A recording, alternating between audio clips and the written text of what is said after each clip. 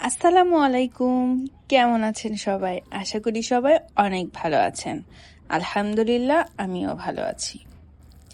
আজকে দুপুরের মেনুতে ছিল গরম গরম ধোয়া ওঠা গরুর মাংস দিয়ে ভুনা খিচুড়ি। আজ যেহেতু গরুর মাংস দিয়ে ভুনা খিচুড়ি করেছি, তাই সাথে আর তেমন কিছু করি নাই। মাংস ছাড়া যদি শুধু ভুনা খিচুড়ি রান্না করতাম, তাহলে সাথে একটু বেগুন ভাজি বা ডিম ভাজি করে নিতাম।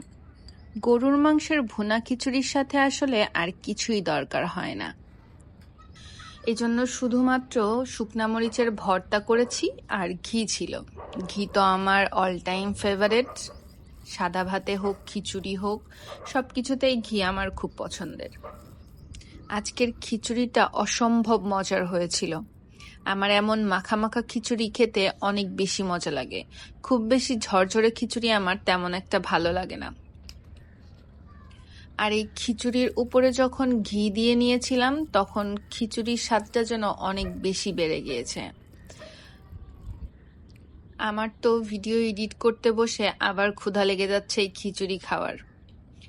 যাই হোক, ভিডিওটি কেমন লাগলো অবশ্যই কমেন্ট করে জানাবেন। আর এমন খিচুড়ি খেতে কে কে পছন্দ করেন অবশ্যই কমেন্ট করে জানাবেন।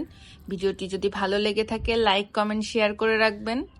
আর আমার পেজে যদি নতুন হয়ে থাকেন তাহলে অবশ্যই পেজটি ফলো দিয়ে রাখবেন এমন নতুন নতুন ভিডিও দেখার জন্য। দেখা হবে নেক্সট ভিডিওতে। আল্লাহ হাফেজ।